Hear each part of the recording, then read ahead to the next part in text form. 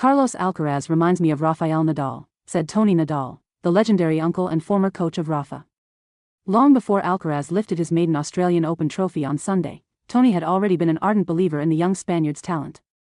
He's not alone. Former Spanish star David Ferrer has also publicly expressed his admiration, ahead of Alcaraz's stunning victory over Novak Djokovic, which made him the youngest male to complete a career Grand Slam. Ferrer shared an unforgettable memory with CR Deportivos Valencia from when he first encountered Alcaraz on the practice courts. When Carlos was just 14, I was a top 10 player, and Juan Carlos Ferrero told me, I've signed a player from Murcia who's unbelievably good. I invited him to train with me in Javia, Ferrer recalled. Ferrer didn't take this lightly. I was very strict with my training, especially during preseason. I told myself, don't waste my time, I want serious practice, even if he's only 14.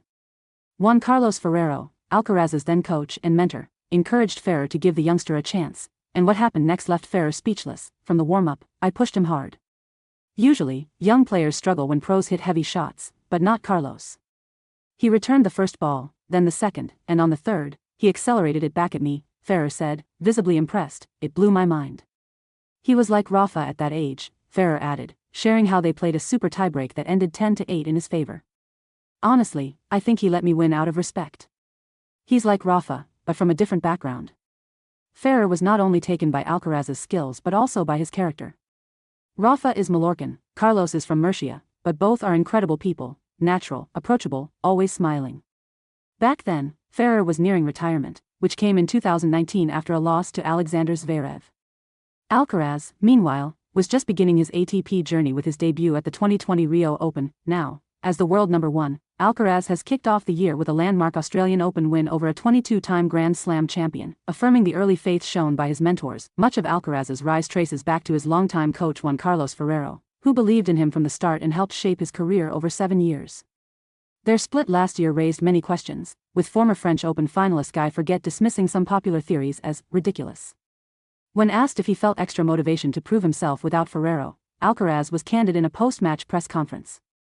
I don't think about doubters. I play for myself and my team. It feels good to prove people wrong. In a more personal interview with El Mundo, Alcaraz reflected on the emotional impact of public opinion. I've learned how powerful words are. Kind or harsh, they affect a person's mood. Some negative comments did affect me, I even had doubts, he admitted, yet the positive feedback outweighed the negative, filling him with pride and joy. On the court, Alcaraz's determination was clear. Nobody knows how hard I've worked to win this trophy. I chased this moment for so long.